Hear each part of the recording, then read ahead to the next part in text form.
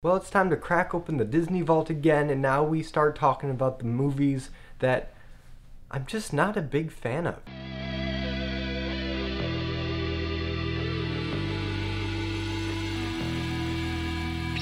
The Sword in the Stone. So Sword in the Stone came out in 1963 and is the movie where general audiences realized that that sketchy art style that we saw in 101 Dalmatians is here to stay. And it wasn't just an artistic choice for that movie, it is now the model for how Disney's going to animate all of their movies going forward. Because as I talked about in my 101 Dalmatians video, the Xerox process revolutionized the way Disney was going to animate going forward because it was a lot cheaper, it was a lot more efficient, but the downside is that if the animators didn't clean up their rough sketches, they looked pretty garbage. All of those construction lines and imperfections show up in the finished product. There's no longer the ink and paint department that would clean up and kind of interpret what the animators were going for and just make everything look a lot smoother and more refined. Here, Disney has sacrificed that in the name of efficiency. And where I could kind of get behind that choice in 101 Dalmatians because it is a more contemporary story. It's in a big city. There's a kind of urban grittiness to the whole film that I do think is represented well in that animation style.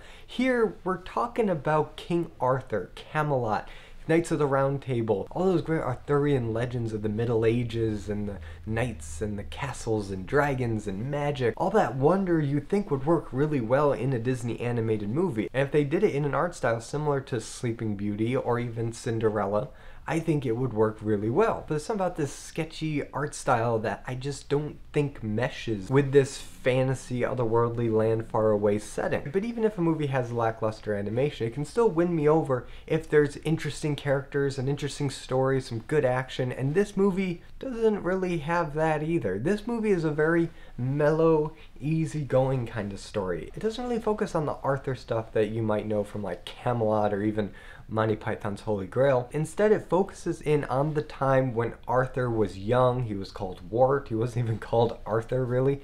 And he hung out with Merlin, and Merlin taught him all this wisdom and gave him an education that did serve him well as king. So this movie only covers the stuff with Merlin, and it ends when Arthur pulls the sword out of the stone and he's crowned King of England. And while you could make that time in Arthur's life really interesting with a lot of cool visuals about the different things that Arthur was transformed into and the lessons learned, and maybe throw in a few adversaries, maybe have Morgana Le Fay, but this movie chooses to keep it very stripped back. It's really only about Arthur and Merlin's relationship. But let's start at the beginning, because the movie opens up in proper Disney fashion with a book, and you see these great illustrations that are very medieval looking, and there's a narrator that actually sings in proper operatic fashion the legend of King Arthur and the origins of the sword and the stone, and you think, oh, this is going to be epic, it's going to be grand, it's going to be like Sleeping Beauty was. But then the movie proper starts and it is not that style at all. It's again this Xerox process kind of sketchy animation style. Although there is something good I can say about the animation in this movie. It's not all bad because the opening shot, when we start getting into the movie proper, there's a really nice multi-plane camera shot of the woods leading into Merlin's cabin, and that looks really nice. And I always like to highlight whenever I see a multi-plane shot, because the multi-plane camera is probably the best thing that animation has ever given us. It's like the old matte painting techniques just cranked up to 1,000 because you get so many layers of depth, and it just makes you feel like this is a world that you can just step into. And the first characters we meet are Merlin and his pet owl Archimedes, and they're, you know, fine. Merlin is this kind of bumbling old wizard, and while they don't have the gimmick that he ages backwards, you know, he remembers the future, but he doesn't really know the past. Instead, they just say that he can see the future, and he's actually visited the future a couple times, and I guess that's, you know, kind of the same thing. But he's anxiously awaiting somebody to drop in. He doesn't really know who it's going to be, but he thinks someone's going to fall through this roof and he's going to be able to help that person. And of course that person ends up being Arthur, or Wart as he goes by in this movie. And immediately when they start talking, I get the impression that this version of Merlin was a great inspiration for the genie in Aladdin. Just the way that they work in modern references or just anachronisms that don't fit the culture that's being represented, and also the confusion on the protagonist's face when they start spouting all these things. It's very close to life, but even though Karl Swenson, who does the voice for Merlin, does a really good job and he's likable, he's engaging, he doesn't really have that same manic energy as Robin Williams did as the genie. So if I'm going to compare the two, Robin Williams' genie is just better. But Merlin, you know, he's fine. He's Merlin. He's the wizard. He kind of knows all, but he's kind of a goof. So, you know, he's alright. And as they get to talking, we learn that Wart's big aspiration is to be a squire for Kay, or Sir Kay, although he's not a sir yet. He becomes a sir later in the movie. But Kay is this knight, and his father, Sir Ector, is actually a proper knight, and he's of course trying to get his son to move up through the ranks, and he adopted Arthur as kind of a page with the hopes to become a squire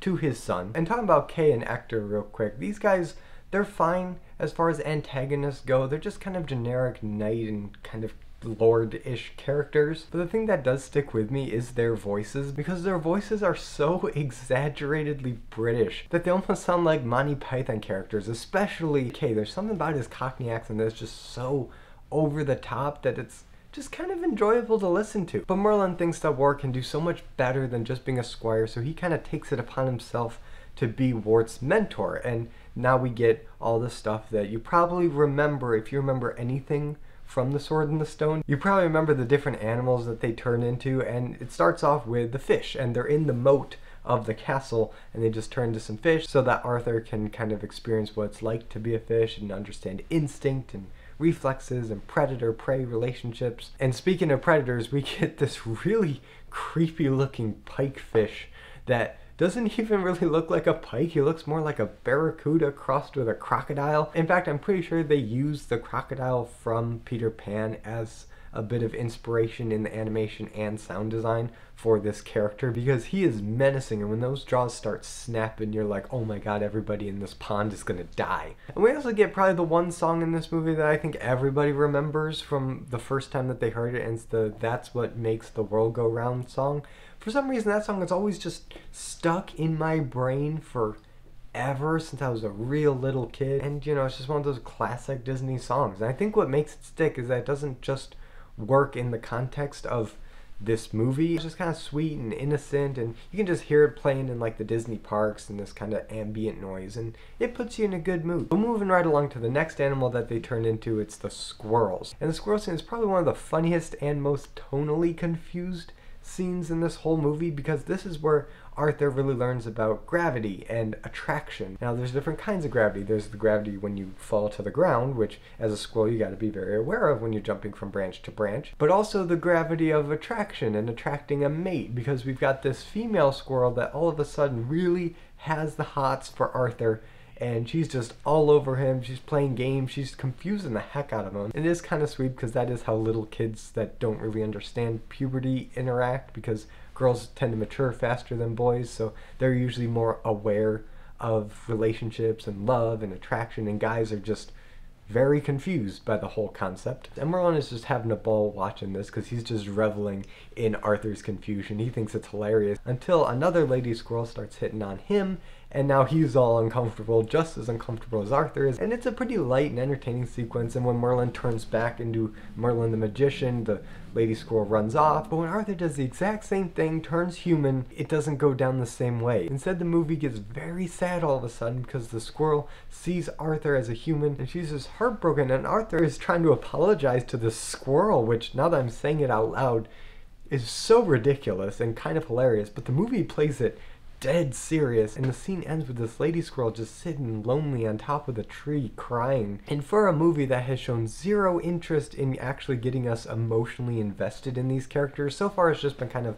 light, fun and games, Arthur, Sword in the Stone. It's been pretty light and fluffy up until this point, but now it just turns a corner and we're supposed to feel this emotion, and I mean, it kind of works, but at the same time, why? And I do have a theory as to why. I think they put that in there to try to foreshadow, or at least put on Arthur's radar, the idea of heartbreak and unreciprocated love, because he will experience that later in life with Guinevere and Lancelot and all that drama that happened. So as kind of out of left field as that was, I do get it, and I actually kind of like it when you start looking at it through that lens of what it means for the future. But now we come to the third and final animal that Arthur turns into, and it's a little bird. It's a sparrow, I think. He ends up falling into the cottage of Mad Madam Mim. And Mad Madam Mim, or just Mim for the sake of simplicity, is one of the best characters in this movie. She's like Merlin, you know, she's magical, but she's even more unhinged. And she kind of reminds me of Broomhilda or Witch Hazel. I can't remember which one's Looney Tunes and which one's Disney, but they're basically the same character, and Mad Madam Mim is also basically that same character, just reveling in wickedness and things that are gross, you know, Eye of Newt and all that. And while we've seen that a million times, it's always entertaining when that does pop up, and I kind of have a soft spot for that. But this sequence with Mim really gets going when Merlin challenges her to a wizard's duel. And while this wizard duel is a highlight of the film, it's probably the one thing that everyone really thinks about when they think about Sword in the Stone visually is this wizard duel. I still can't help but think it could have been a lot cooler than it ended up being, just because of the limited animation, the limited story. But for what we got, it's still pretty cool. They agree on ground rules, you know, no turning invisible, no turning into mythical creatures like dragons, and they can only use their magic to transform into different animals, and they have to outsmart each other. But right away, as soon as the duel starts, Mim turns invisible. So you know that, okay, this duel is not going to be even. But it is pretty cool to see them go through the different animals and see them bounce off of each other and keep trying to one-up each other. Not just in size, but in abilities, because sometimes Merlin will go smaller in a way that'll help him evade the bigger animal that Mim tends to favor. But this culminates in her breaking the other rule, which is not turning into mythical creatures, and she turns into this big giant dragon, and it looks like she's got Merlin in her claws, and then Merlin disappears. But he didn't really disappear, because Merlin is the good wizard. He doesn't break the rules. He turned into a germ and he got her sick. And while that is kind of ripping off War of the Worlds, I do still appreciate the thinking outside the box. But for me, that wizard's duel really is where my excitement and investment for this movie starts and ends. After that happens, Merlin and Arthur have a falling out because Arthur is still more interested in being Kay's squire than getting an education and bettering himself beyond that. And Arthur actually gets an opportunity to be Kay's squire at this big tournament, and whoever wins this tournament becomes the next king, because it's been so long since the sword was left in the stone and nobody could pull it out. So they gotta have some kind of way to determine a king, so they thought a tournament is as good a reason as any. And Arthur goes, but he's not a very good squire because he forgot Kay's sword, so he's gotta go find him another one. And he goes and he sees this really old sword and an anvil in the stone, and I assume he just thought it was a war memorial because that's what Camelot told us. This movie doesn't really say what he thought about the Sword in Stone. He just saw a sword and he's like, I'm taking it. He gave it to Kay, and then people started noticing that this sword has an inscription on it and it's weird and what is this? And now they realize like, oh, this is the Sword in the Stone. So they go back and everyone's there, and we get this big climactic scene where they have to put the sword back in the stone, and then Arthur successfully pulls it out again. But to show that if you pull it out once, it can be pulled out again by anybody, they have Sir Ector and Kay try to pull it out, but they fail, and then Arthur comes along and he pulls it out.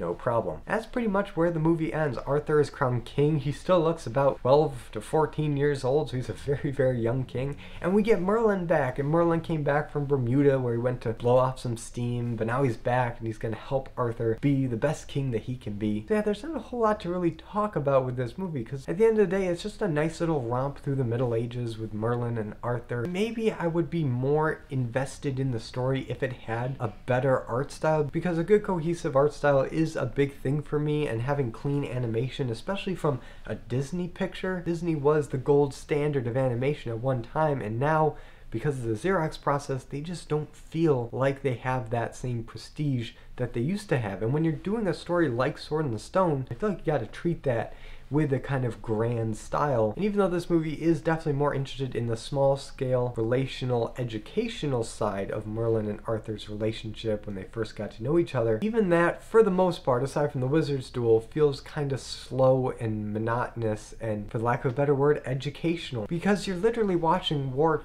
get educated in a kind of academic way, and it's shown at the pace as if we are learning it with them. And I can tell you, as a kid, I remember liking this movie a lot more, probably because I could identify with Wart better as this kid that didn't know a lot and wanted to be educated. But watching it as an adult, it just doesn't have that same relatability to me, and I just don't care that much about it. And that's kind of disappointing for me, because I would love to see the story of King Arthur get done by Disney at some point with a big scale animation budget and make it look good, make it look epic, bring in the magic, do all the great Arthur things. And this movie feels like it kind of wanted to, and maybe early in development, maybe it was that, but either because of animation restrictions or budget restrictions, they just went another way with it. And I can't help but think about how much better it would be if they went a more grand and epic direction. But now I turn it over to you guys. What do you think about The Sword and the Stone? It's one of those Disney movies that often gets overlooked, and I really wanted to spend some time and think about it, but honestly, there's not a whole lot there for me. But whatever you think, let me know in the comments below. And if you like this video, be sure to give it a like and subscribe for more content, and hit the notification bell to be notified every time I upload a video. And as always, I'm Colby. This is my nerdy talk, and I'll see you in the next video.